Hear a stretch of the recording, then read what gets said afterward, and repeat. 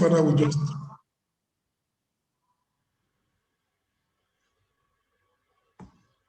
Heavenly Father, we just thank you for this series of messages that has come to bring blessing to your people. Lord, we're praying that by the time we finish this series, many homes will be enriched.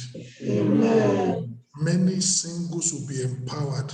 Amen. And Lord, the atmosphere in the church will be much improved as a result of it in Jesus' name. Amen. As we go into your word once again today, open our eyes of understanding. Amen. Thank you, Lord, because we know you've answered. Thank you, In Jesus. Jesus' mighty name we pray. Amen. Today, by the grace of God, we are bringing the messages on the singles to a close, and we'll be telling the singles when we're going to have the singles forum, where we can have more practical discussions. Here we're talking about principles, we're talking about things, but then when we have the forum, we'll be able to talk about much more practicalities, how things work out. And I pray that every single, they will make it a duty to be there. We'll try and fix it at a time when almost everybody will be able to participate. So today we are looking at mileposts in the marriage journey, part 2. One thing we need to understand that we don't know God's will one day and rush to get married the following day. They do that in the world, but the marriages don't last. People know themselves today, and within a week they go to registry, they get married. 3 months later, the marriage has scattered. No preparation. They do it every time in the world, but they don't last, and it cannot. So we need to prepare the home that we are getting to.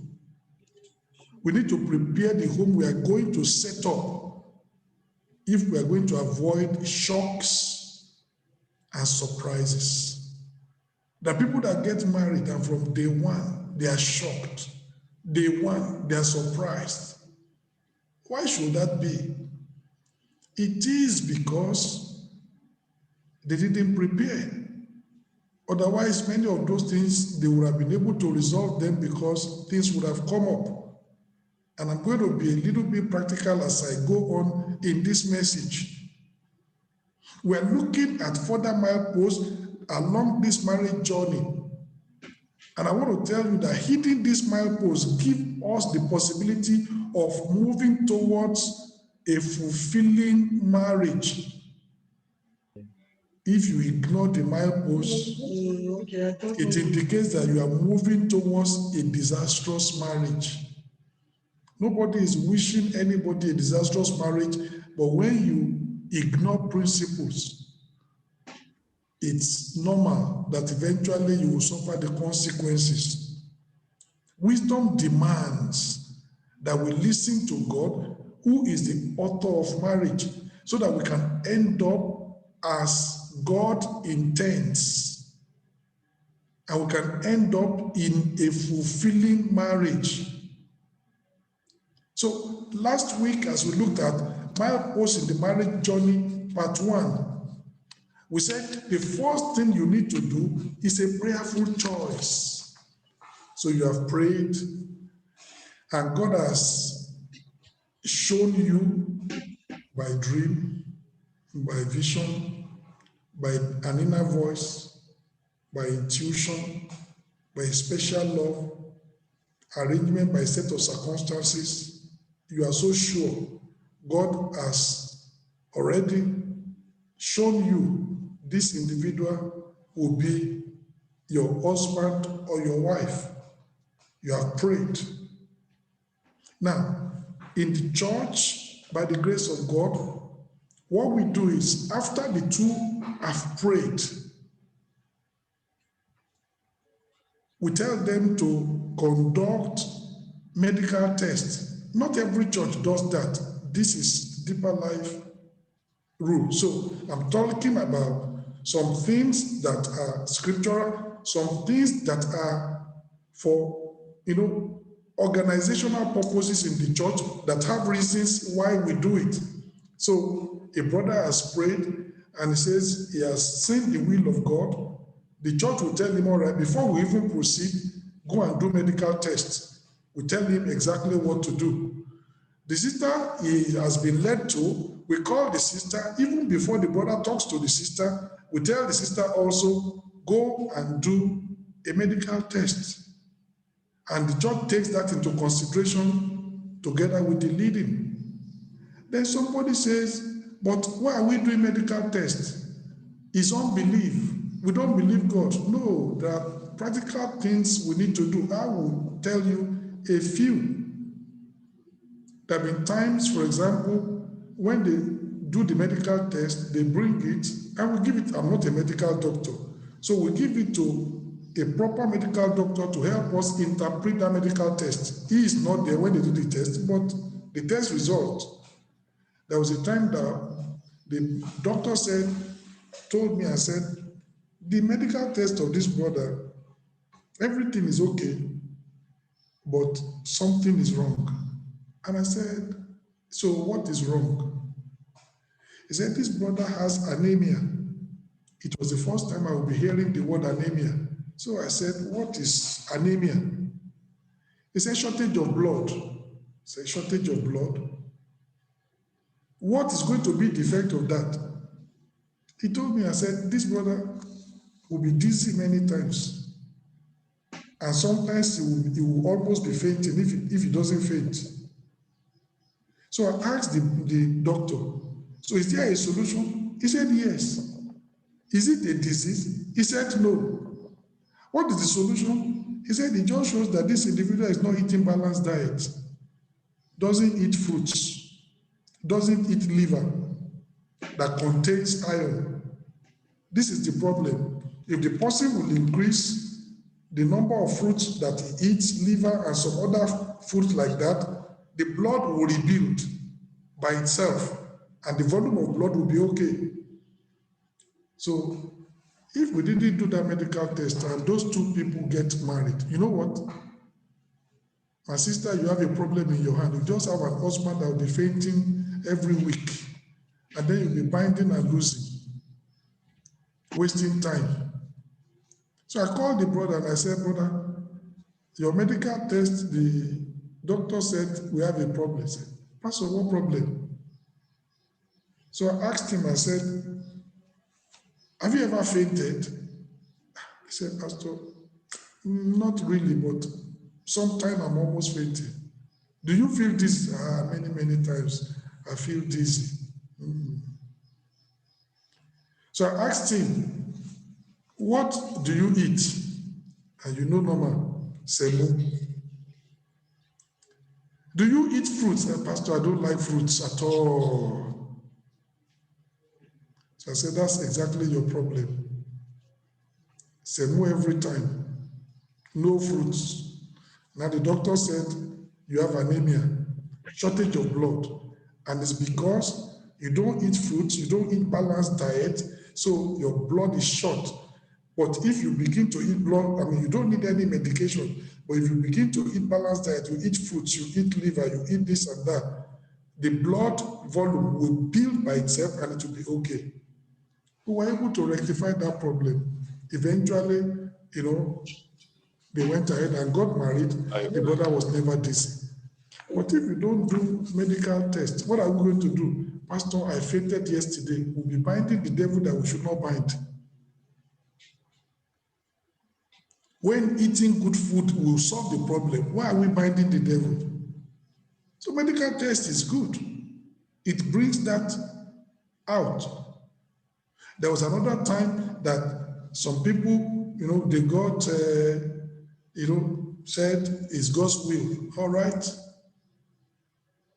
go for medical test. The medical test came, one of them it shows that the person has hepatitis C. Hepatitis C is not a debilitating, it's not a disease that cannot be cured. It has a cure, but it's infectious. Now, and it affects the liver. Now, this individual's liver is already been affected. Now, if that person, if we don't know about that, and the person gets married, the hepatitis C, because it's infectious, will affect the other individual. Already, you have two problems in the family. So, eventually, we are not saying you cannot get married. We told that individual, you have to be on, go for medical treatment. And it takes about 6 months. It means that if they were proposing to get married earlier, of course, they now have to allow minimum 6 months. And this person went on a course of medical treatment for 6 months. The hepatitis was completely eliminated. It's a disease that can be treated. It affects your liver, but it's a transferable disease. It's an infectious one. If you get married, if your partner has it, you're going to kiss, you're going to maybe drink from the same cup and go, you will have it. But we can cure that. By God's grace, that was sorted. The person was given a certificate that everything is clear, the marriage could go over. That's the help that the church is doing. And it's important. So when we tell you do medical tests, there's nothing, don't go and be running around. Why are we doing medical tests? Take another one. There was somebody from another church that wanted to marry a sister in our church. And then we told the individual, well, in our church, we do medical tests. And the person began to, put a lot of pressure on the sister, deeper life. Their own is too much. Medical test, see this pastor, see this one, see that one, this and that. He made a lot of, put a lot of pressure on the sister. And if that's the way they want to go, then I'm no longer interested. And we told the sister, do the proper thing. But this sister, she wants to get married. She's too much in a hurry. Eventually, she agreed with the brother, no medical tests. Of course, they didn't get married in deeper life because I will not marry you. We will not marry you without a medical test. We have a report to give back to God. So they went to the brother's church and they got married. And eventually, even the sister left the church and joined the husband in the other church. That's not a problem. The most important thing is you get to heaven. Deeper life is just a channel to get to heaven. There are other churches that you can get to heaven, we are channels. So that one is not a problem to me. Then they got married. This month, the brother will collapse. He will spend 3 weeks in the hospital, come out, and then he will be okay. Another 3 months, he will collapse, spend 1 month in the hospital, and then he will come out. After another 6 months, another collapse, and he was just going in and out of the hospital. The sister was running helter-skelter. Everybody pray for me, this and that and that. It's no problem. We're praying. She's still our sister, even though she has joined the husband in the other church. And I'm talking about what happened here in Italy. Eventually, the last time that the person went to the hospital, he didn't survive. He passed on. He did not disclose to the wife, but he had HIV/AIDS. And that was the problem. And he did not tell that woman. Eventually, the hospital told the sister, this is what killed your husband. We can't declare it to you because it's private. But now that he has gone, this is it. The sister was shattered. Now, they did test for the sister. And God so good, the sister was not infected. The Lord had preserved her. But the problem, she was young. The man had died. Now, since the whole community, people knew that this was what killed the man. Even if the sister says, God led me to you, say, God forbid. she couldn't get married because everybody put that stigma. Even when she says, they've tested me, I don't have HIV/AIDS. God preserve me. I'm clean. Nobody believed. How can you live with a man with HIV/AIDS and then you are not infected? I don't know till today whether she is married or not. Destroying her own future. If medical test has been done, she would have discovered that. And now she can make up her mind. Now, HIV/AIDS, there is a solution. Retroviral drugs are there. People who still get married with HIV/AIDS and they're still having children, it's not a problem. But at least you know from onset what you are getting into. The church does not say that, well, we're going to prevent you. It is your decision. But at least you are not going into a marriage with deception. You know, and you know how to manage it. That was why that man was avoiding medical tests. But the sister paid a heavy price for it. So if you don't understand why Deeper Life says medical test, it's good for everybody. We want complete transparency. We don't want that anybody is getting into any marriage and the person is deceived. Look at another case. Let's assume that one brother, you do your medical test and you are SS. An SS person is somebody that will be having sickle cell. And the person you are led to also is SS. Of course, the church will counsel you that we are not sure that this leading is from the Lord. But the church cannot force you, because all the children you are going to give birth to will be all SS. And already to having one child being SS in a family, the crisis every time, apply folic acid, this and that. When you now have 3 children and all of them have SS, you already have a burden for life. The church says the path you are going, except a miracle.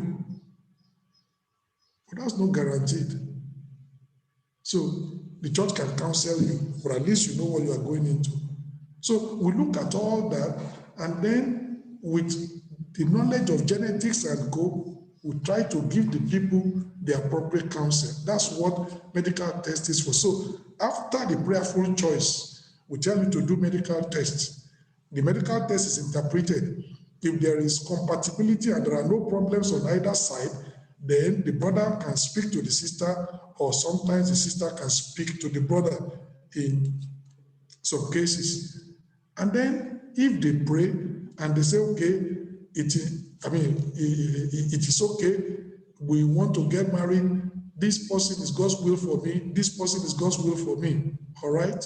We tell them to approach their parents for parental consent.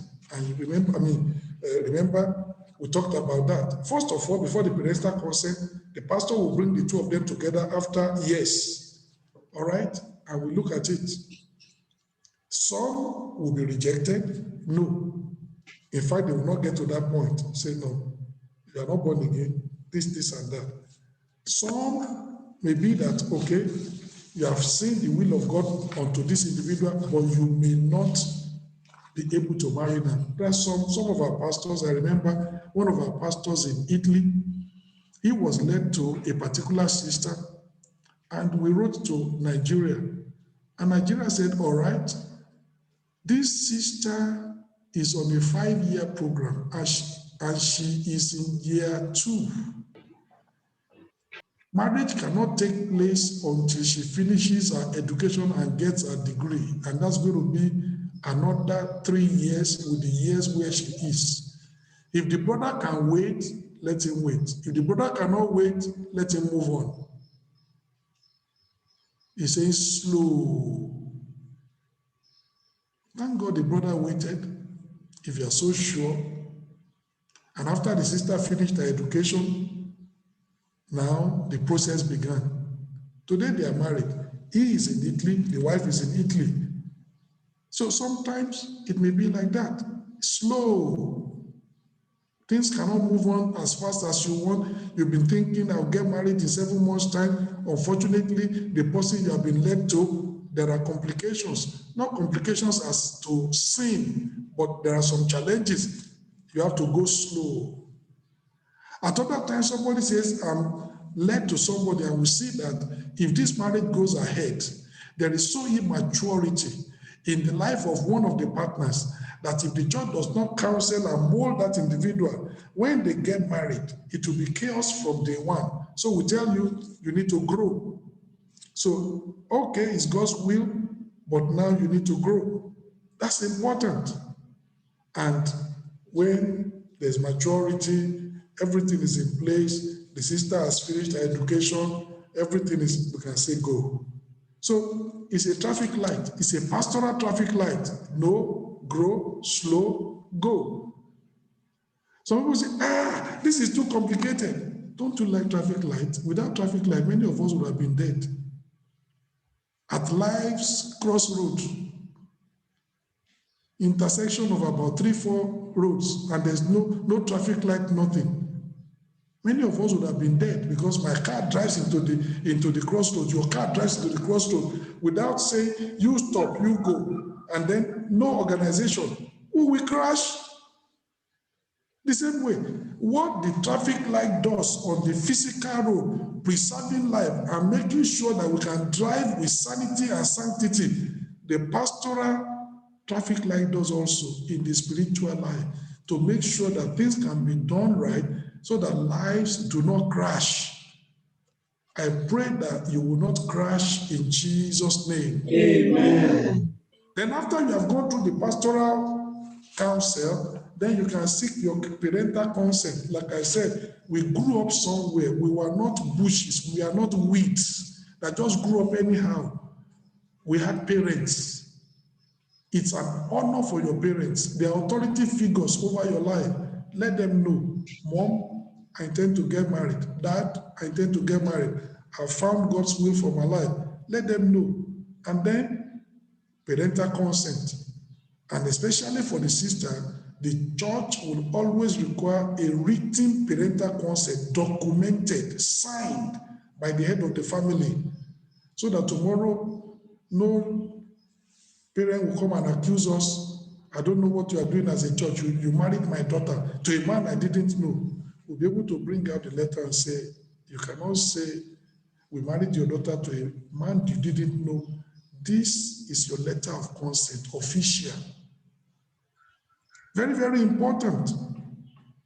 So, last week we looked at all those three.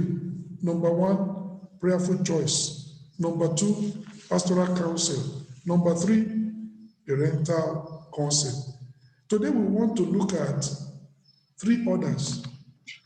Then, after the parental consent had been given, then we begin pure courtship. We begin courtship, and courtship must be pure.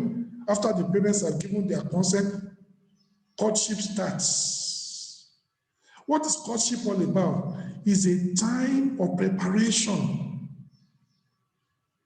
A time of preparation. This also happened in Italy.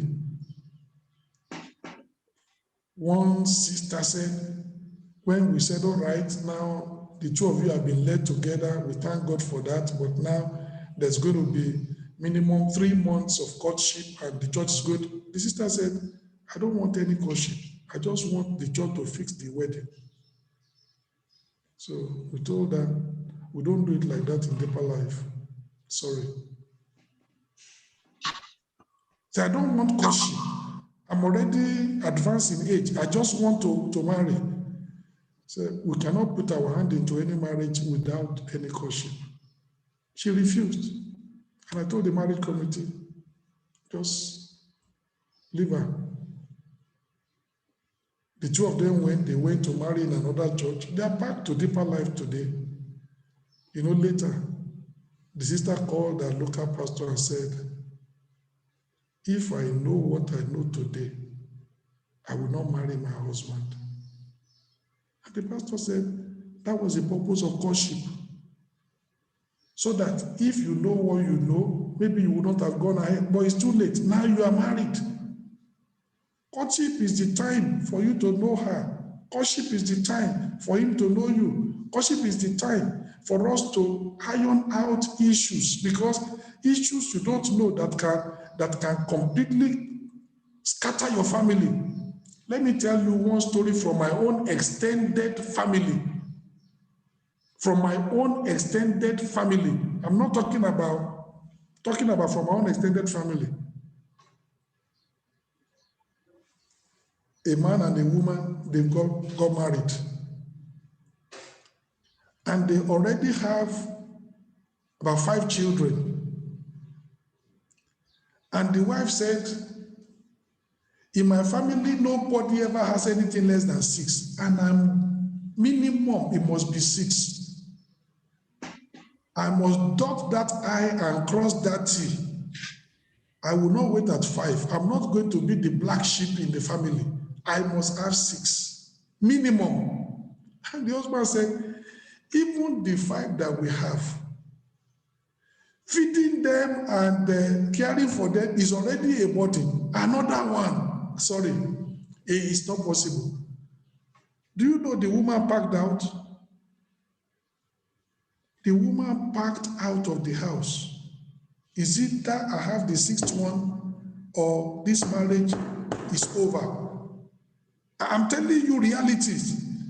But those are some of the things you are going to settle in courtship.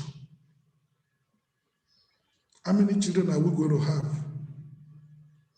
If my brother says, I come from a family where the minimum is football team, my sister, and you say, no, we are going to have maximum 3, and the brother said, 3 what? I must have minimum 11 football team. My sister, pick race and run. The courtship is over. The marriage cannot go ahead. Things must be settled. Marriage is a contract. Amen? Amen. But when you don't have courtship, then everything is open. You are going to have surprises later. I want 3 children and he wants 11. How are you going to resolve that? Even if we have 3 to 11 now, then we divide it by 2. We are still talking about 7. In this day and age, I'm telling you, some people don't think about it. Marriage is a time of preparation. There are many, many things that we're going to sort out to prepare for that home, to make sure there are no surprises, to make sure that everybody is on the same plate. We are on the same platform. We are going together with the same idea, with the same mentality, with the same expectation. Not that my expectation is like this and your expectation is like that. My sister, is in courtship we are going to sort out. Some brothers are only looking for slaves. They are not looking for partners. Marriage is meant to be 2 partners, heirs together of the grace of life. But some men are only looking for slaves. Somebody to cook his food, somebody to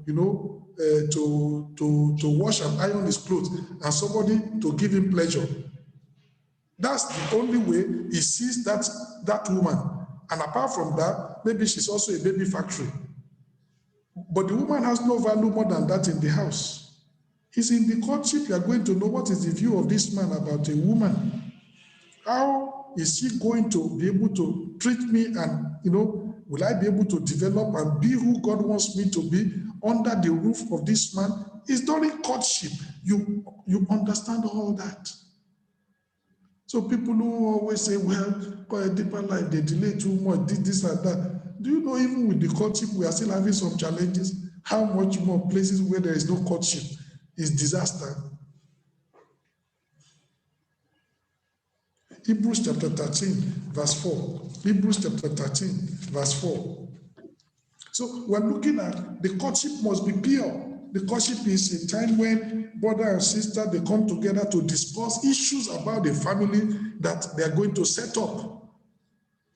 Hebrews chapter 13 in verse 4. Marriage is honorable in all, and the bed undefiled. But whoremongers and adulterers, God will judge.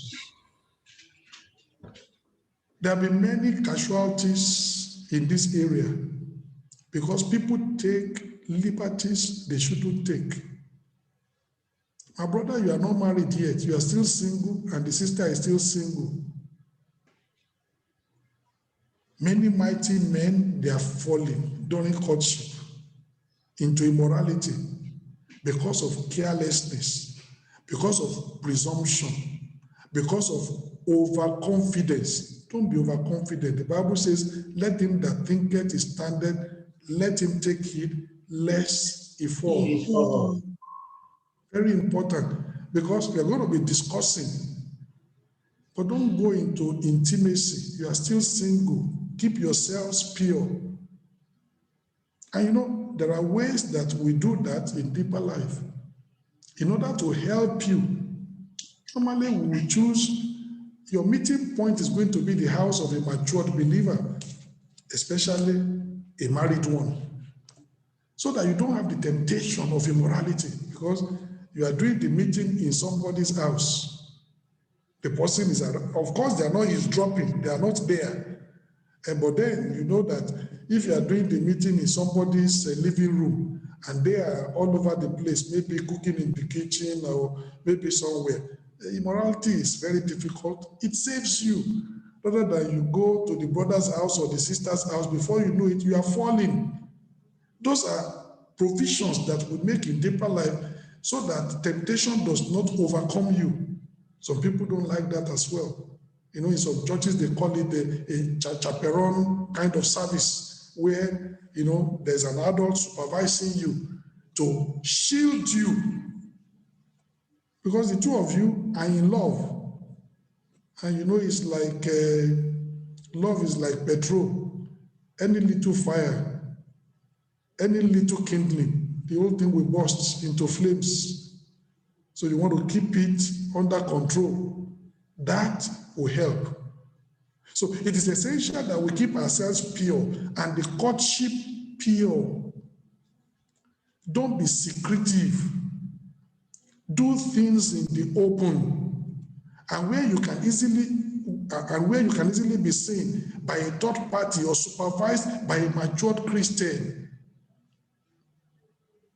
Don't let your good be evil spoken about, and people will say, hey, this one said they are going to marry. Are they not already married? Is not many waters already passing under the bridge? Don't let people have all those kind of comments, because you know the way the two of you are moving is so suspicious. No, be open. You know, when people see the two of you together, there is a third party that they know that, okay, this adult is there, nobody can suspect you. That's very, very important. That's very, very important. I remember many years ago when I was in courtship with my wife, I would travel from Manchester to London. We used to do the courtship meeting in the house of a particular brother. And the brother is still there today.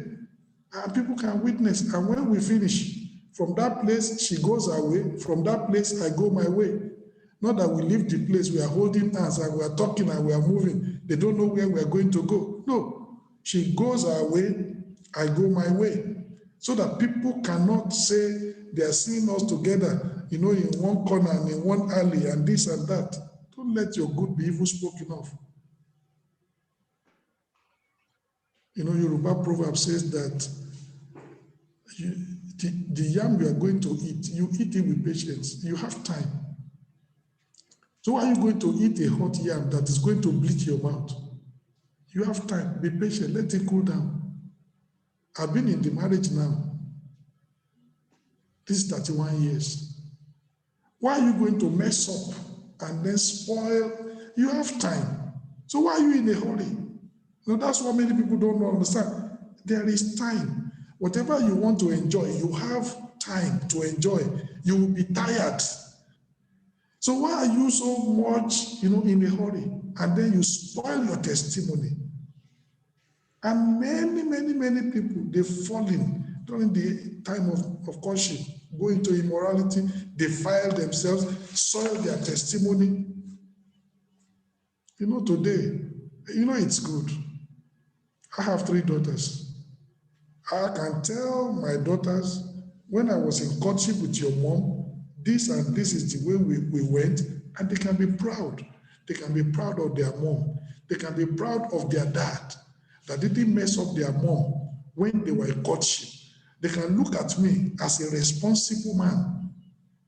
And when I counsel them, they can profit from that counseling. If I was messing around with my wife, what will I tell my daughters today? What we should tell our children today, unless she's going to tell them lies? My brother, don't destroy the testimony of that sister. Let her have a story. Let her have a story. Tomorrow, our children are going to ask her, when they are Mommy, how was it? Will she be able to actually tell the truth if she mess up today? My brother, help that woman. Stay clean, stay clear. I pray the Lord himself, he will help us in Jesus' name. Amen. The time of courtship is time to plan for your marriage.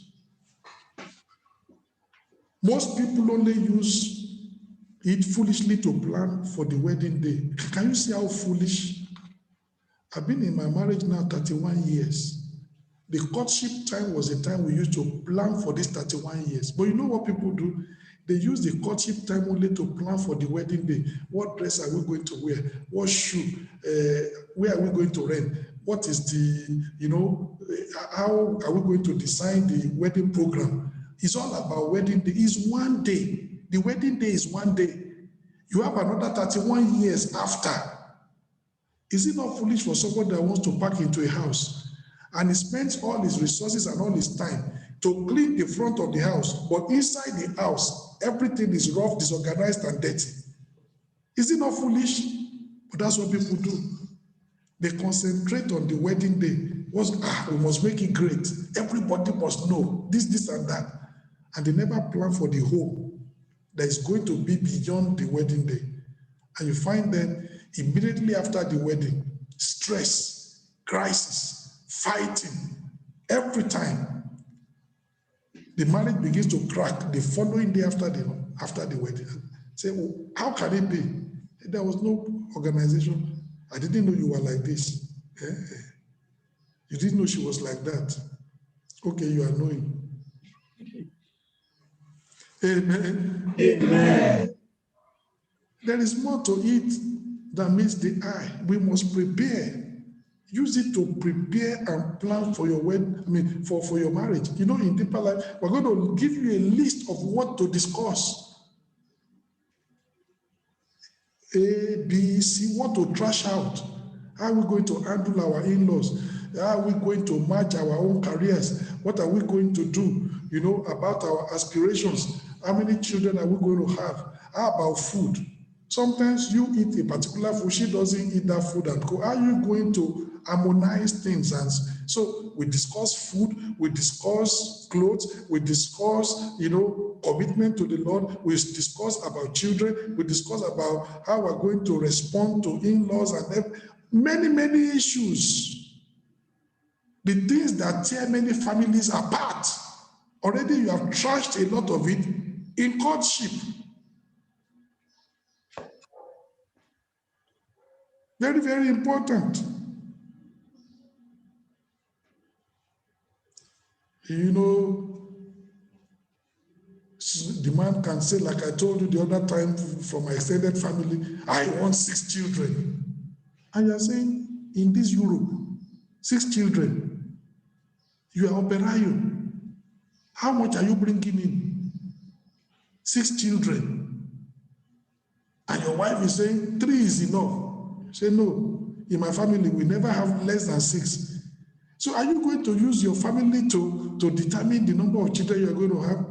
But that may be problems that were never trashed out in courtship. We trash it out in courtship. That is the number of children we're going to have. My sister, you need to trash it out. You need to know the man that you are marrying. Is it a man that he must have a male child? And my sister, after you are given birth to 5 girls, beautiful girls, the man is saying, no, we cannot stop. I need a boy. Then you give birth to the next one, it's a girl. making number 6. And the man said, we need to try again. My sister, until you go to the grave, that man is going to request a boy. In courtship, you need to ask, are you a man like that? That is going to be trying until you die, but a boy must come. My brother, girls are wonderful people. Amen. Amen. I said girls are wonderful people. Amen. I have 3 girls, and I don't have the need to tell my wife, let's try for a boy. Girls are wonderful people, and I'm satisfied. Amen. Amen. Why are you going to kill the woman because you are looking for a boy? Give the world beautiful girls. Give the world wonderful girls. Give some people wonderful wives. Put your best inside those ones. They are children as well. But it's inside courtship, you are going to understand the mentality of the man, the way the man thinks. Is this a man that is going to give me joy and fulfillment? You begin to see how he thinks. You know, there are times that my wife comes from work, and you could see that the work has been very, very exhausting. She's completely tired. She doesn't need to tell me. You can see it from her face. And then she comes back, and then she wants to go to the kitchen. And there have been times I tell my wife, if you want to eat, that's okay.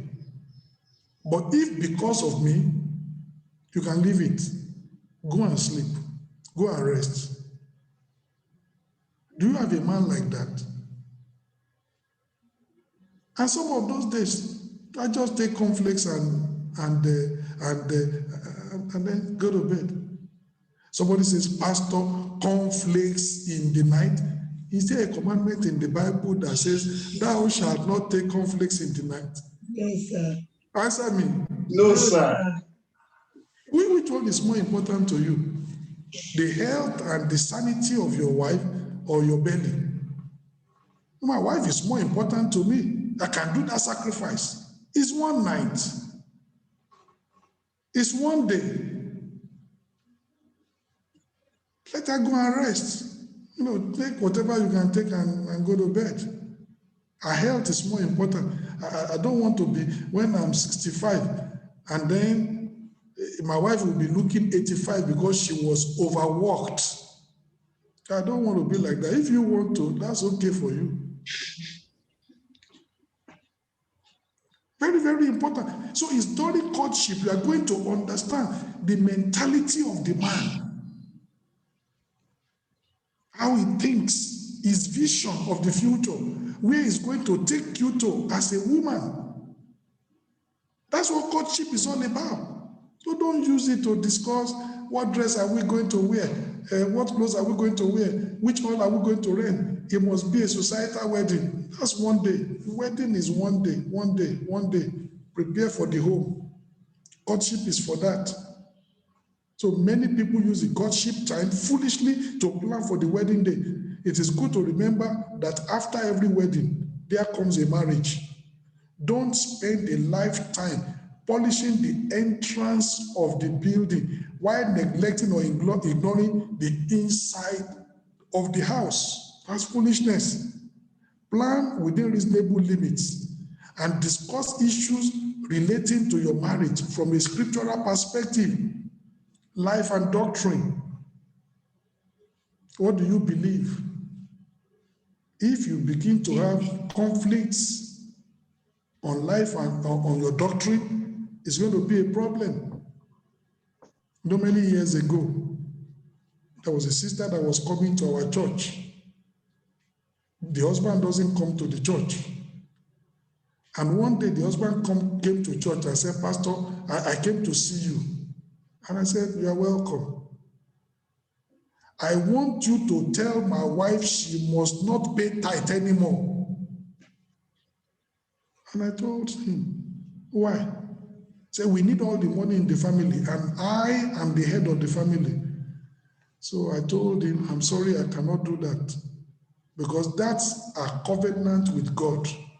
I cannot interfere with that. I have a responsibility towards God. You know why? Because this is a sister that is committed.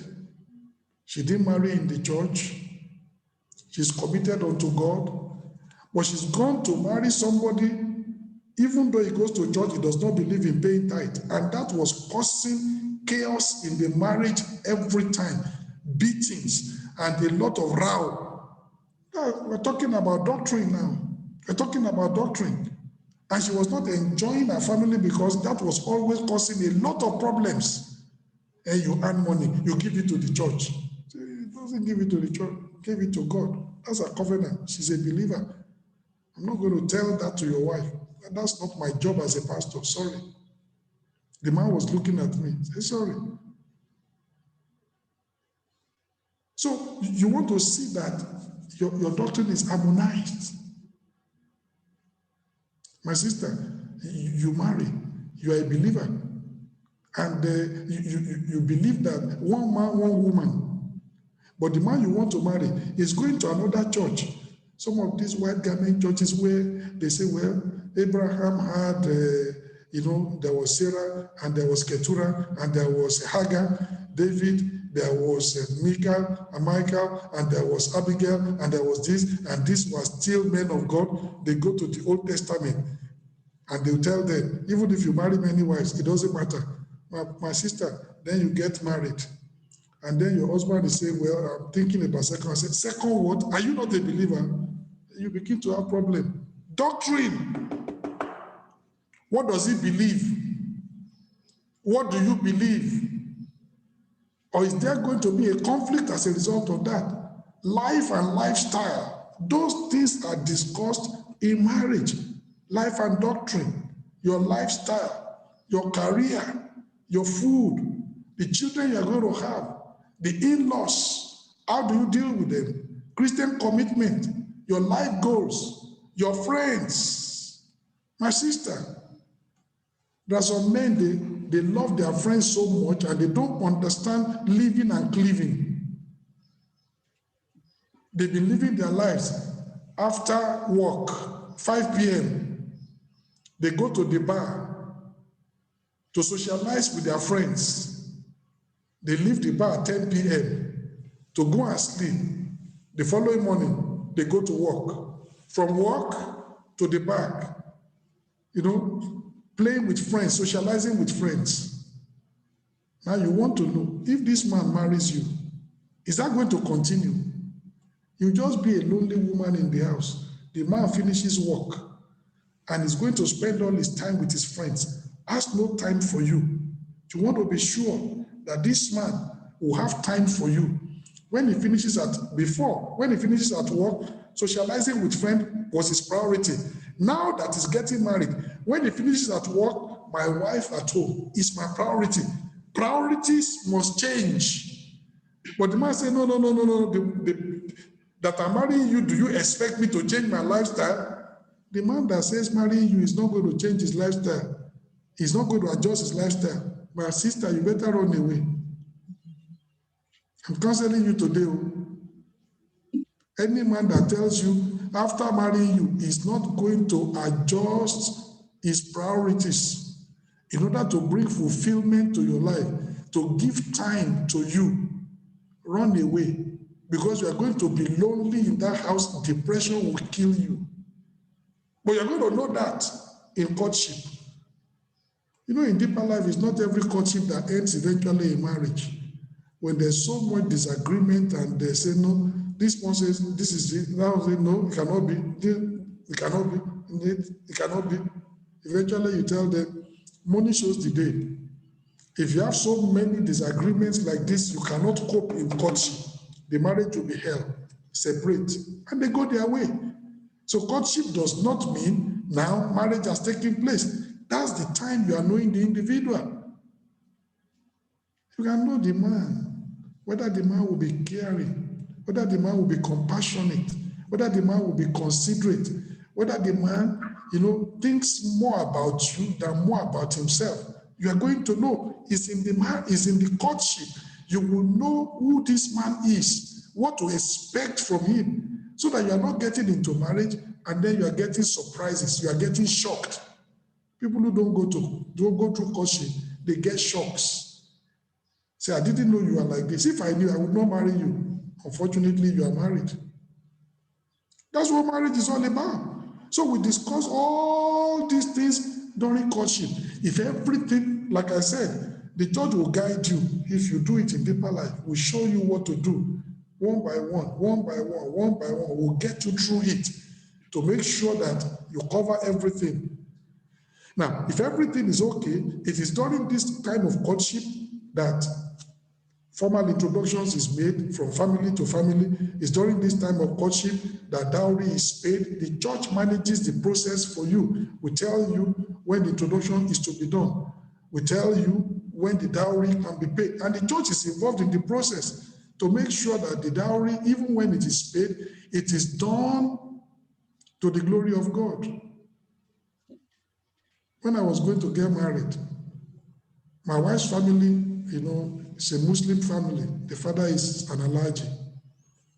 And the extended family, one of the things that they requested was, this slate that you write, Quranic verses, Arabic on.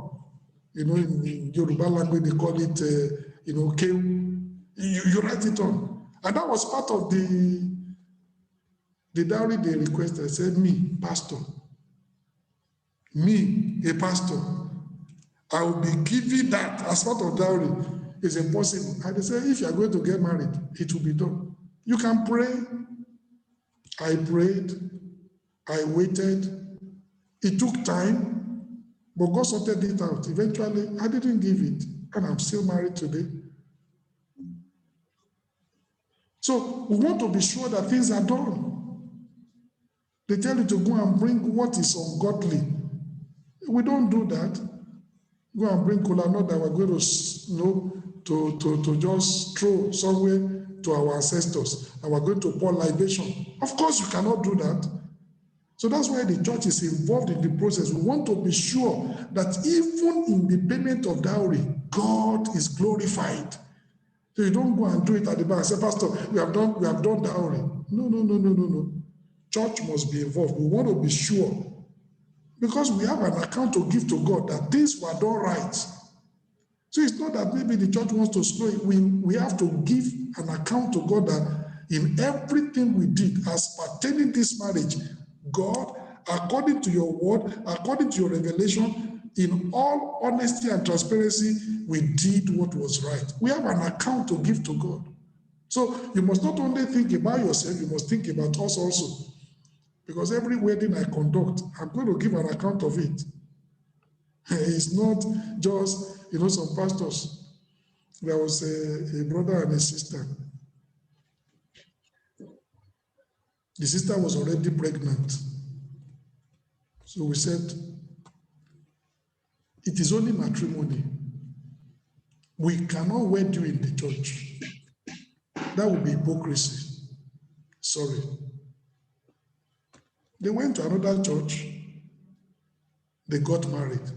Somebody was asking me, but how can that pastor? I'm not responsible for that pastor. He will give an account to God why he did that wedding. I will give an account to God what I did. If he thinks he's going to go scot-free, it's him and God. I don't contribute to that. Everything I do, God is going to call me to question.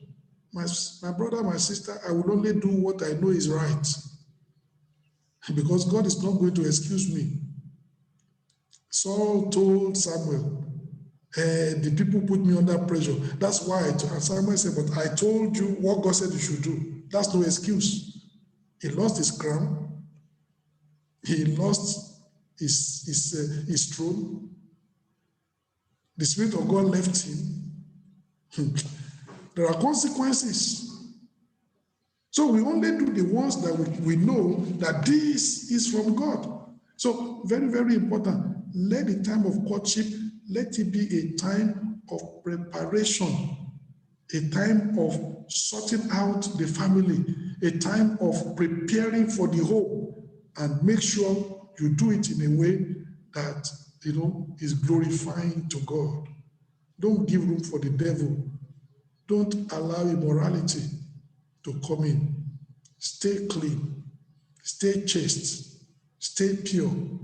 I can tell you what I'm telling you today because 31 years ago, that's what I did. And before God and before my children and before the world, I can say, this is how we did it. And that's important. My brother, you're going to give that woman a testimony. She can say it before the world. Even when I was in courtship, I was pure. What testimony can be more than that? Don't mess her up.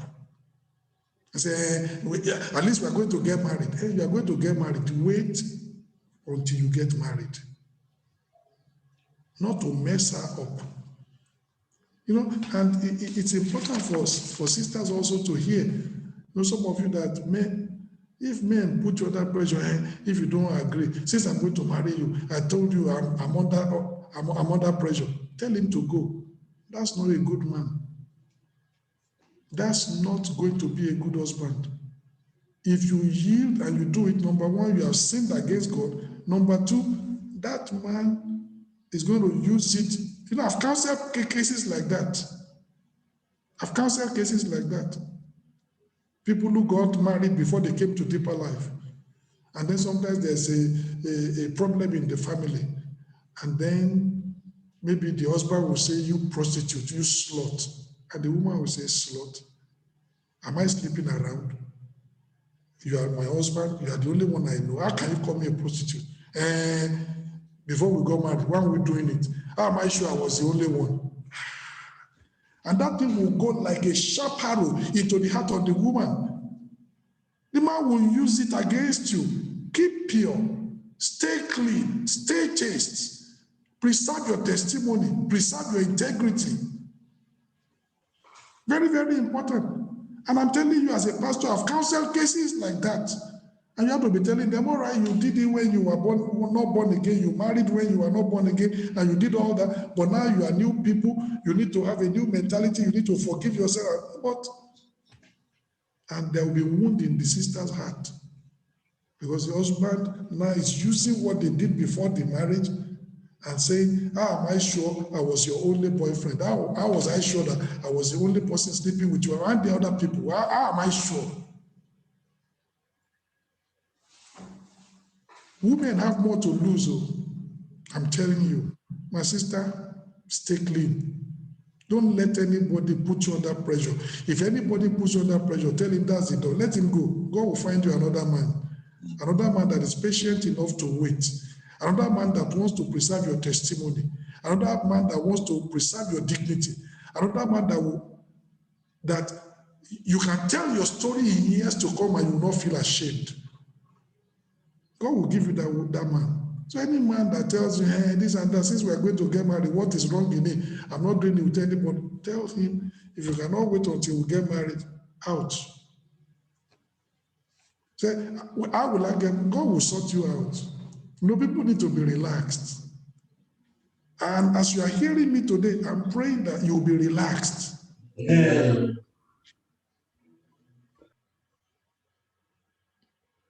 Don't let immorality spoil your courtship. Do the courtship, do it right. I pray the Lord has said He will help you in Jesus' name. Amen. So courtship has ended.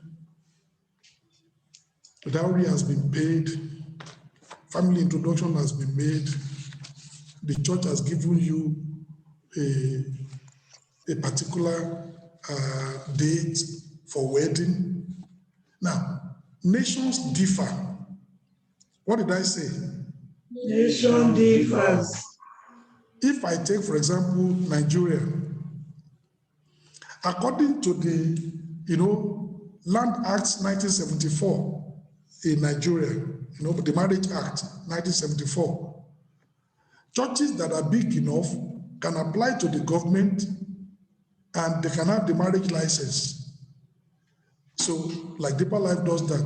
So that when the church marries you, the marriage register of the government, you sign it in the church. So that moment of marriage is the moment of legal joining you together because the law of the country permits it. Then you can do that. But there are countries where that is not permitted, like in Italy. In Italy says, we can't give the government register to anybody. You must do it in the government office. And you need a legal something. That's why we tell the brethren, register in the commune. Of course, in Nigeria, you register in the marriage registry. The registration is not the problem. But the certificate is signed in the church on the day. But in Italy, you cannot do that. You must sign it in there with the sindaco. It's an official something. So we tell the brethren, go and do that because that's Italian law. So we fix a date for the commune wedding, and that is a proper wedding. Then when you come into the church, we did the church blessing. You're already married from the commune.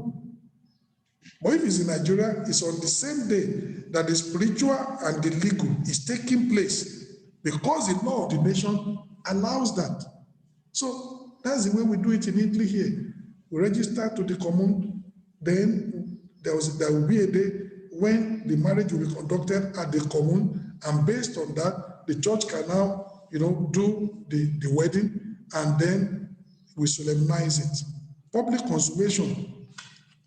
This puts a legal seal to the marriage and also intimates the whole public of our intention to live from now on as husband and wife. Up until this time, the bed should be undefiled. It is no longer only matrimony if the partners are physically known themselves. Immorality has taken place. The ceremony then becomes a mere farce. We're just playing games. God is not interested. Many of the things connected with the wedding, the dressing, the reception, they are morally neutral issues. There is nothing in the Bible that says you should do reception. Reception is optional. If you want to do reception, we praise God. If you don't want to do reception, you are okay. There is nothing that says that you must do reception. It's optional. But if you do reception, the Bible says, let your moderation be made known unto all men. Don't blow all your money on the reception. On the day my wife and myself got married in London many years ago,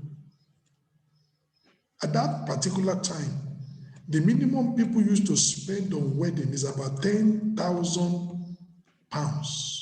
They will hire carriage, they will do this, they will do this.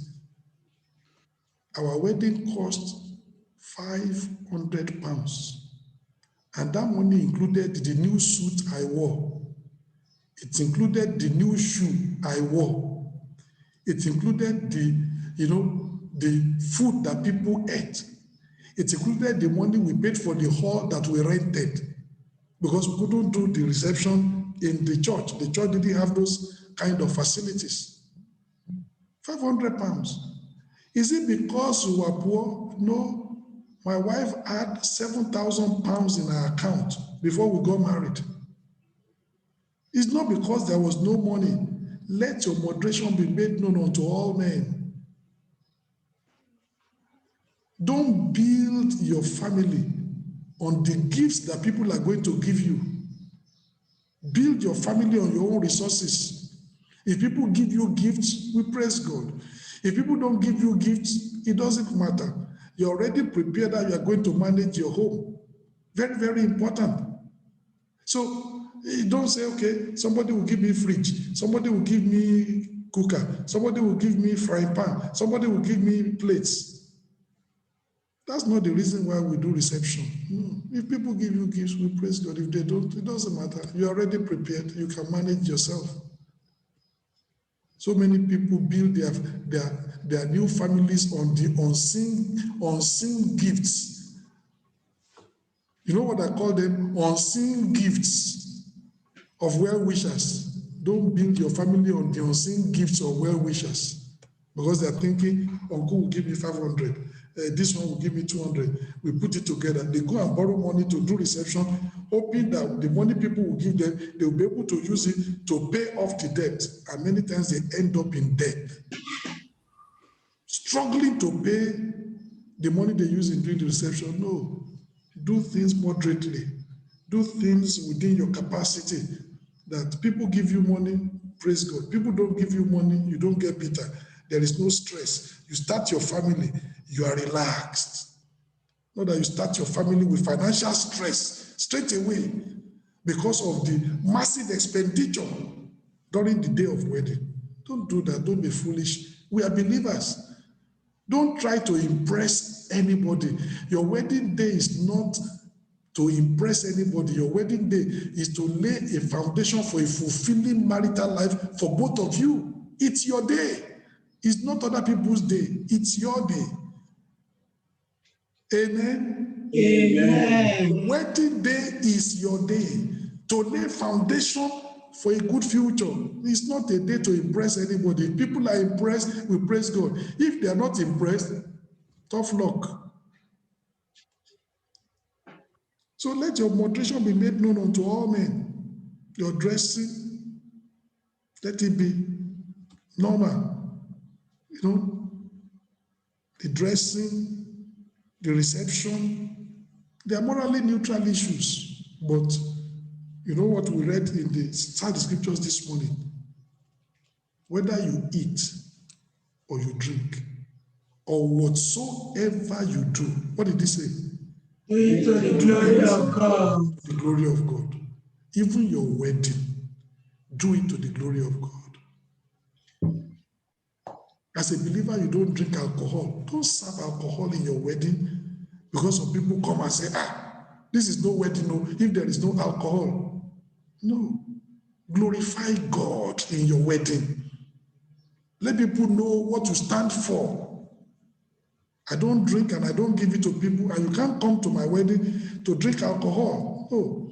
If I serve malt, and I serve Coca-Cola, and I serve Pepsi-Cola, and I serve water, and I serve orange juice, or pineapple juice, and mango juice, and you say no, until we drink alcohol, we are not satisfied. Tough luck, you cannot find alcohol over here.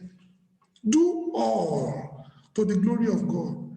Let angels be rejoicing because brother A and sister B have gotten married. Don't let your day of marriage be a day of sadness in heaven. The angels will look down and say, it's a pity. And God will say, I thought she was my daughter. It's a pity. And God will look at you and say, I thought that this one was a committed son. It's a pity. You know, some people will do that. They'll come and do wedding in the church. Then in the night, when we don't see them, they'll go and do party and then serve Peroni. Who do you think you are deceiving? You are just telling God that you are a waste of space, that God should not depend upon you, that God cannot count on you. To live right, that's what you are saying. You think you are deceiving the church. You are not deceiving the church. Let your day of wedding, the public consummation, let it be a time that you are going to glorify God. You know, when my dad died, I couldn't go home. I sent money. And do you know what? My friends in Lagos, they organized, they hired a luxurious bus, they filled it, they went to our village. My sister was serving in Akwa Ibom. The people from Akwa Ibom, they hired a luxurious bus, they filled it, they got to our village. The village has never seen anything like that before. For the first time, somebody is doing funeral. There was crusade. Amen. Amen. Shook the whole village from top to bottom. Mighty crusade. People are saying, people have been doing funeral. We never saw it like this. So it's gospel outreach. We laid a standard. Turned the whole thing upside down. There was still food. There was no alcohol. People were still cared for. But we made it an occasion to glorify God. And they knew that we were different. Be different. You don't have have to be like the world. This is the way they do it. Is it right? Some people want to wear clothes that all the breast of the woman is going to be outside. Is it right? Say that's how they do. Who said so? Who says the standard? If Satan says the standard in the world, God says the standard in his church.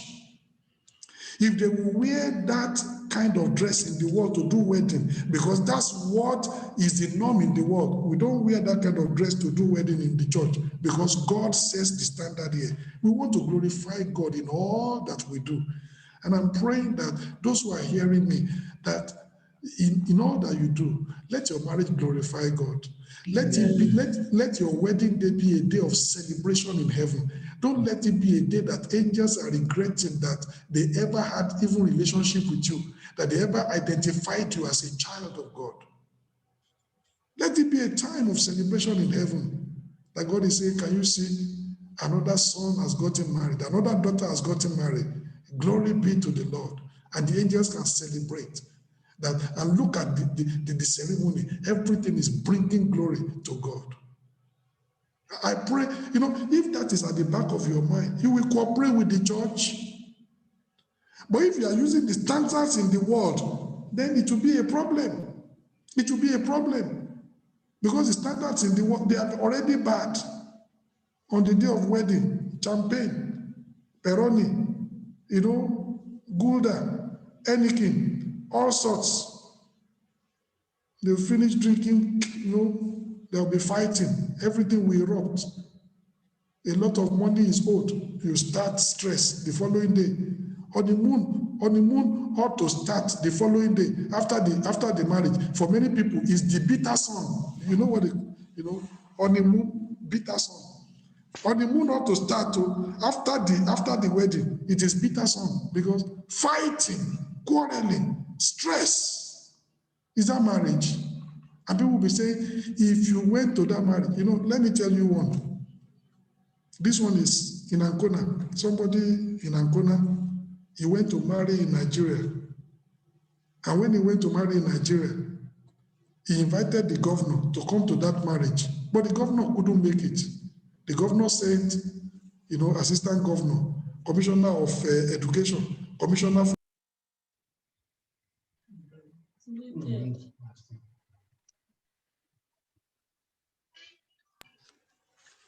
many big victories. They were there in that marriage. The wife he married was thinking, this man must be loaded. So after the marriage, the man came back to Ancona. Already has spent about 3 months at home. Rent has accumulated. He has not worked. All the money he has is already spent. So when he came back, landlord is on him, my rent. Then he's just started work. Then he had processed the wife's document even before the wedding took place, in all these corny ways.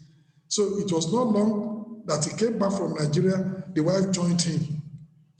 When the wife joined him and he picked up the wife at the airport and they are driving home. And the wife said, where are we going? He said, we are going home. The wife thought they would be going to Victoria Island, to Lekki. Because somebody that did wedding, that commissioner of police and commissioner of education and, assistant governor were there. He must be loaded. When they got to where they are going, the wife said, so why are we stopping this? We have come home. Home? The woman, first of all, almost had that attack. Home? He said, yes, this is where I live. What? She's expecting Lekki. And you know where we live. You know how it is. The man opened door and went. The woman almost collapsed. Is this where you live? Say yes. With all that money you spend? Say yes. Depression starts. The following day, he opened the door. It was the landlord. You've not paid my rent. That's how the sorrow of the woman started. That family was in stress. But look at all the money that have been wasted for societal wedding. This is a man, you can't pay your rent.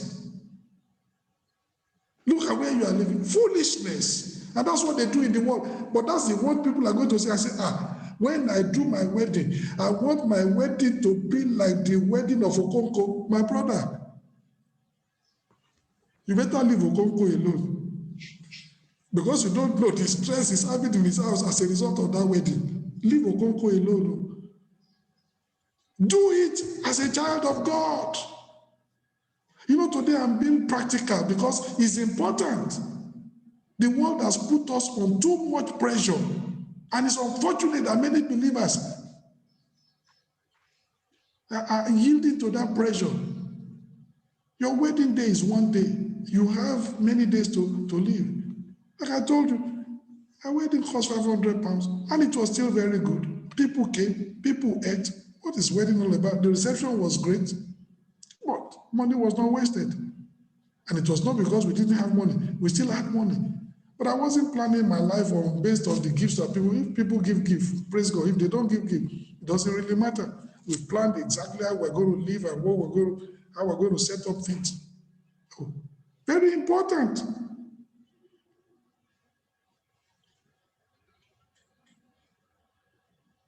So look at all that. The underlying principle for you, Philippians chapter 4. Philippians chapter 4. Because the pastor is not a tailor. I'm not a tailor. That I'm going to sew the clothes you are going to wear. No.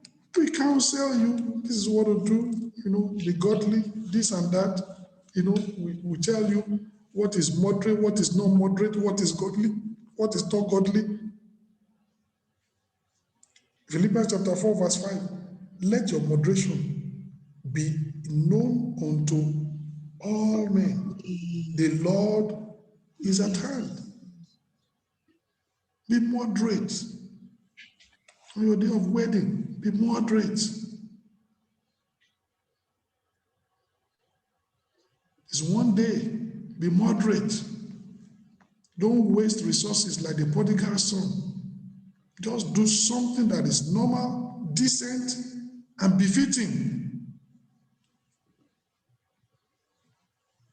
We must not be forced into the mold of the world as if we have no backbone. Reject the worldly. Cling to that which is good.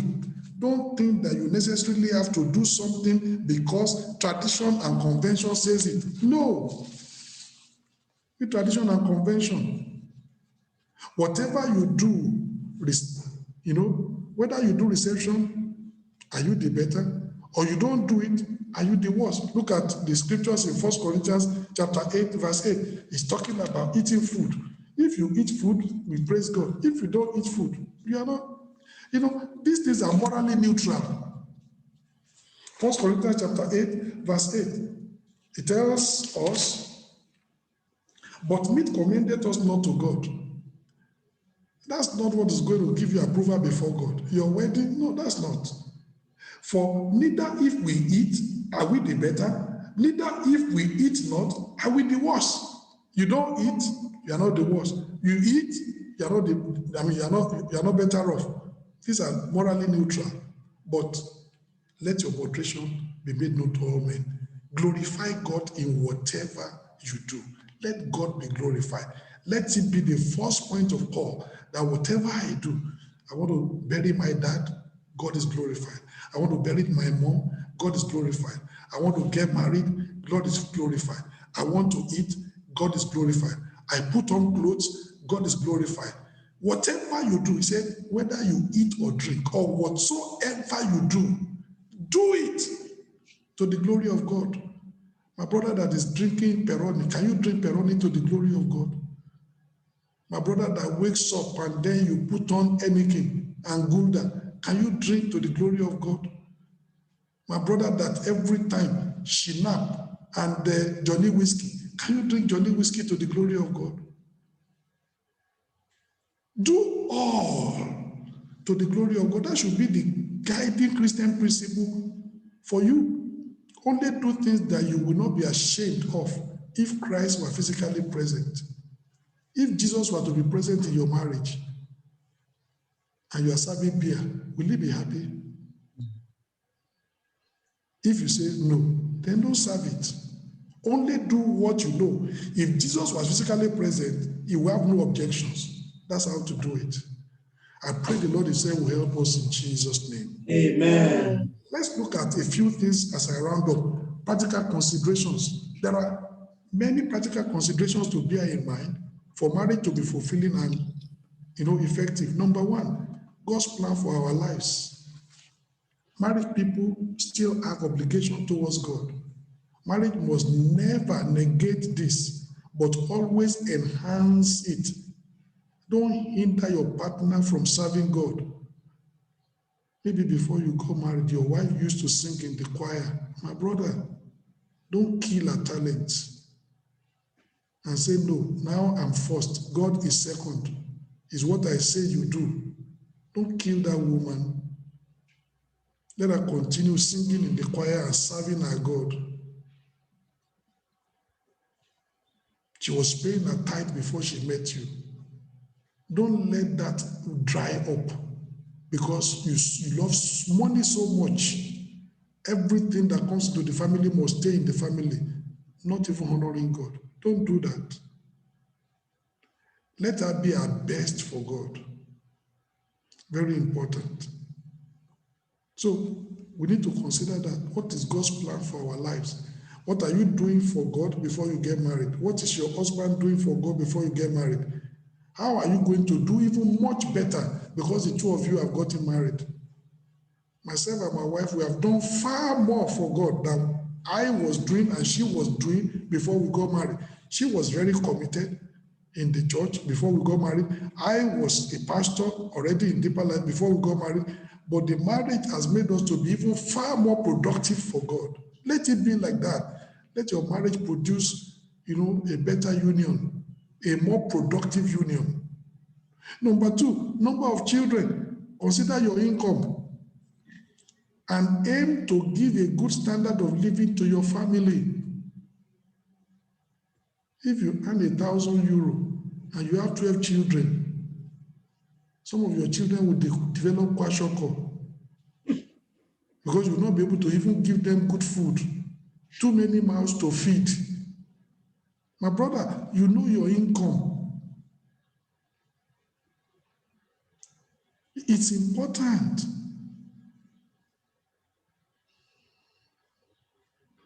There's a particular brother who was fighting with his pastor. And the pastor said, Pastor, look at me. I mean, all my colleagues in the church, they are pastors. You didn't make me pastor. Pastor said, my brother, I cannot make you pastor. You already have a church in your house. This brother had 9 children. And the overseer said, if I make you a pastor, pastoral work takes time. With 9 children, you will never have time for your children, and you must have time for your children. So because your family is too big, I cannot make you a pastor. You need time. If you only have 2 or 3 children, okay. But with 9 children, my brother, I cannot make you a pastor. Even though you have the skills, you have all those, I will be destroying your family because you have no time for your children. There are too many. So what do you want to do for God? How do you want to go? That's going to be important. Moderate the family, especially now. My dad and my mom, we are 8 of us. Am I going to have 8 children? No way. For their time, maybe it was good. 4 boys, 4 girls. God bless them.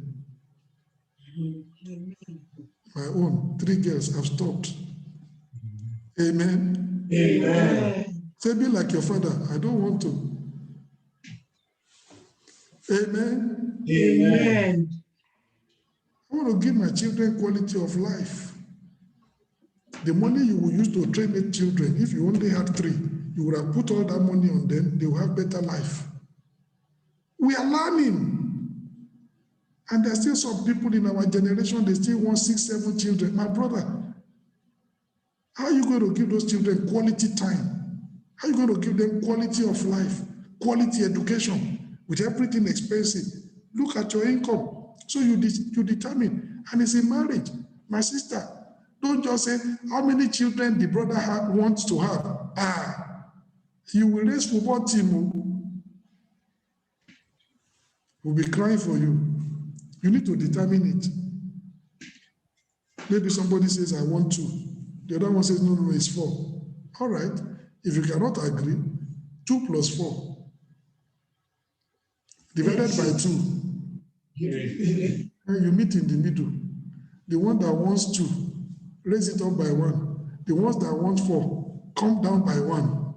3, full stop. Very important. You determine. You are not called to single-handedly populate the world. We want the world to be big, but brother, you say, I want to do my portion. Don't become like the former Yoruba kings.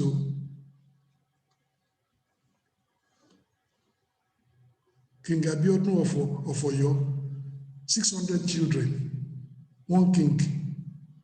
Are you populating the village? The time has gone for all that. Moderate your family. 2 children, 3 children, 4. You stop. Give those ones quality of life. The Lord will help us in Jesus' name. Amen. Too many children in today's world is not the best. And I want to say, girls are also children. Men that until they give birth to boys, they don't think that they are giving birth to children. Girls are children too. Amen. If you look at that Acts chapter 8, or no, it should be Acts chapter 21, not chapter 8. You find the case of Philip the evangelist. The Bible says he had 4 daughters, and all the 4, they prophesied. 4 daughters, and they prophesied. Girls are children. Give them the very best. Not be a man that, okay, we are going to try until we get a son. And your wife has given birth to 4 girls. You are not satisfied. You are still as sad as if you have never given birth to children. How are you going to give those children the best of life? And then you try the next one, and it's a girl. Say, we are going to try again. You try another one, and it's a girl. 6 girls. Say, we're going to try again. You want to kill the woman? Girls are children too. Be grateful to God for even giving you a child. Very important. Then you want to talk about the type of career that you are going to follow. But make room for quality family life, whatever career you choose. Don't let your career occupy your time that you don't have time for your children. You know, I'm a pastor. You know what I used to do when my children were in the university? I used to go to the UK once a month. I'll still do my pastoral work, still preach and go. But a few days, my wife buys the ticket and I will go. And I will visit them in the universities, encourage them, do this and that, and I'll come back. Every month, once a month. I was always going. I didn't say I'm a pastor, I'm so busy, I don't have time. Now they are free. Now they are finished. They don't need me. But when those children need to be there for them. But for you to be there for your children, you need time. But if your work, trying to make money, occupies all your time, then you don't have time for those children. And those children, they value your presence more than the money you are bringing. So people are buying technology in the house. They buy the children food. They buy the children toys. They are not interested in that, I'm telling you. Your presence is more important. It's better for you to be with your child, socialize with your child, go with your child. Maybe you go to McDonald's, only 12 euro that you spend in McDonald's, buy one for you, buy one for her. Not more than that. Just to bond together as a father and daughter. That child will appreciate that more than you buying 700 euro iPhone. So, but some people don't understand that. They are working and working and working, and they're using the money to give the children things. They don't need it, and they don't value it. They need you. And you need to understand that. So whatever career you choose, make sure you have time for your children. I have time to look at their homework. I have time to help them. Even when they were in the university, I have time to help them in their work. Say they're having a particular problem with a particular course. I will take the textbook, I will read it, and I will solve the problems. I show them, look, this textbook, this is what it's saying. Even in field that is not my own. I didn't do maths, I did electrical engineering, but I was solving maths problems that are, maybe it's maths. Somebody wrote the book. It's not Indians that wrote the book, it's men. And we can understand it. If it's men that wrote it, men can understand it. I take it, I read it. You see, if I don't have the time, will I be able to do that? And be able to support those children and give them quality time. That's what they need. So whatever career you choose, make sure that, the family doesn't suffer. So both partners, they have to, especially if they are working people, they have to still work things out to make sure, things are like that. And my wife, she has time for her children, a lot of time. Time for her children. It's important. Don't chase after money at the expense of your family. You will pay a price too high later. Don't work and work and work, and then you are building house back in Africa. Those children, their houses also, build them. Amen? Amen. Those children are human houses, build them. Don't build physical buildings. All your resources and money is spent on building structures back in Nigeria, but the structures by your side, those human structures, you are not building them. It's foolishness. Quality education, quality life, give it to those children. You're not going to have them forever. It's only for some time. When those children leave home, what will they remember you for? Will they remember you as an absentee father? Will they remember you as a father that is never there? He always gives us money. That's a bad memory. Very, very important. And then, for many brothers, many times we get married and we forget our wives. And those women are just working. They do housework, they raise the children, they're also doing factory work. They don't have time for themselves. And you are not developing your wife. You are the only one growing. It's bad. I remember a particular brother in Deeper Life many years ago. He was not educated, the wife was not educated. And then the family decided, all right, you need to be educated, at least one of us. And the wife will work, will pay school fees. And this brother, he finished first degree. This brother, he finished second degree. This brother, he finished PhD. And it's a woman that was working and working and working.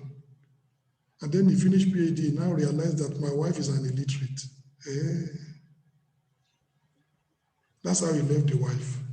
I cannot marry an illiterate. This was the woman that worked to pay school fees for you to be educated.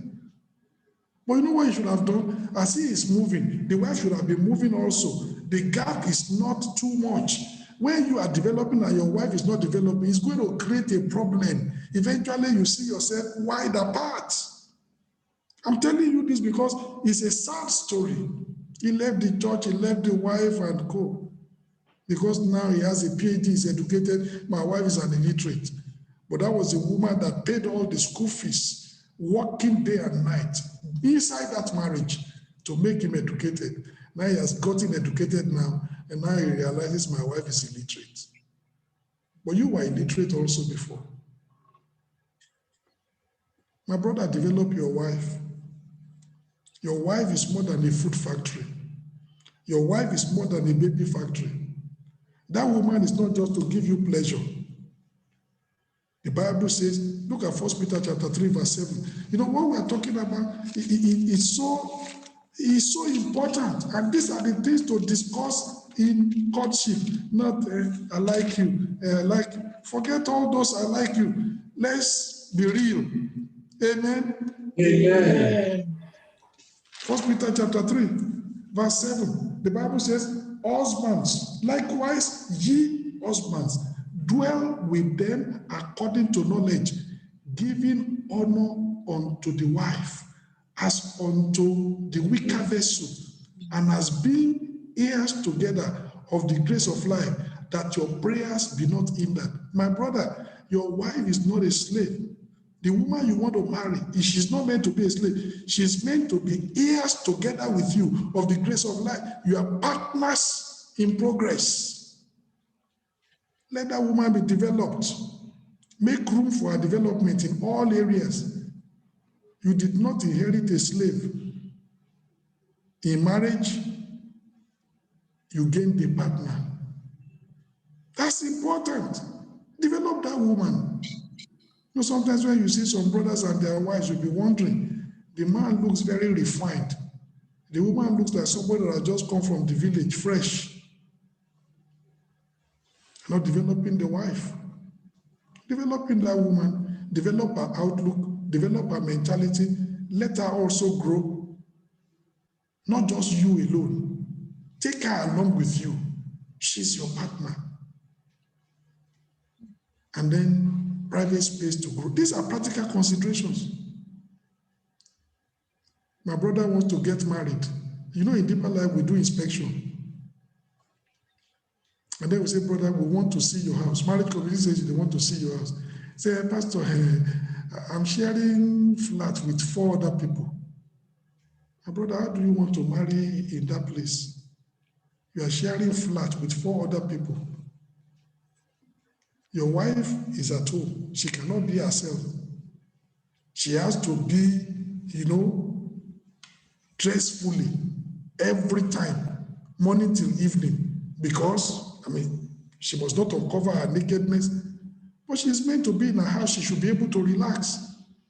And especially when your marriage is young. When your marriage is young, you want to be alone. You want to be yourself. You want to enjoy yourself. You want to be free with yourself. You are allowed to dress as lightly as possible in your house. It's only you and your husband that is there.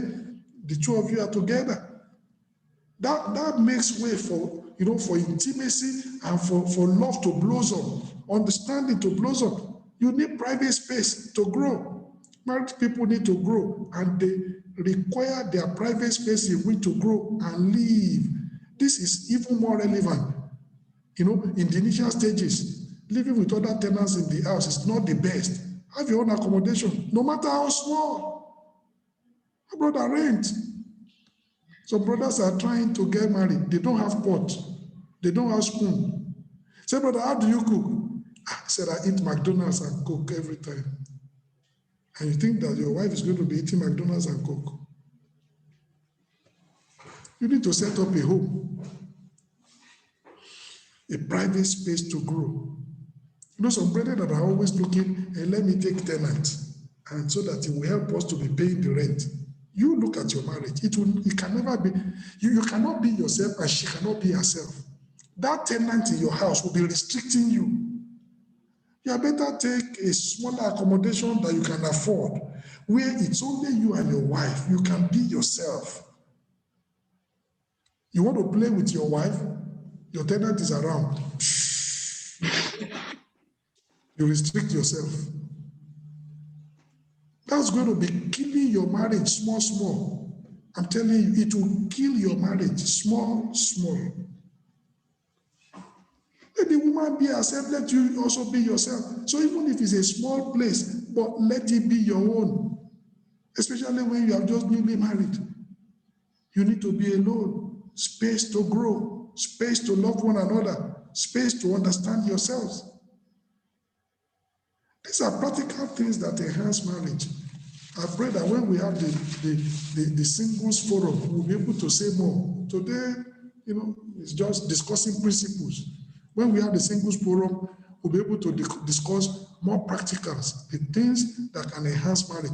And some people that are already married, I'm sure that even in all the things I've said, you're already gaining some wisdom from the things I've said, things you can pick up, things that can help you.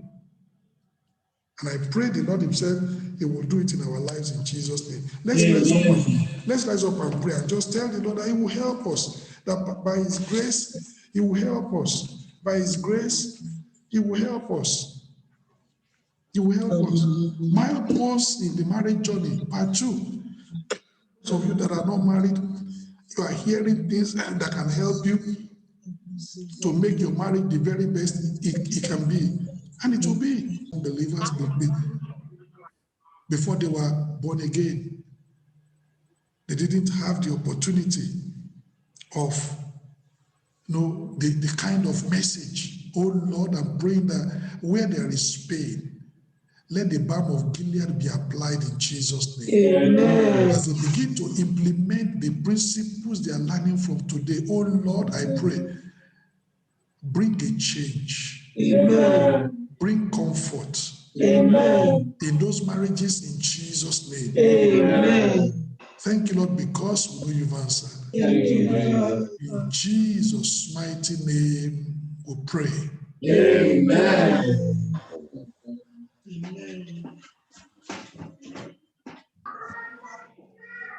Praise the Lord. Hallelujah. Well, we are so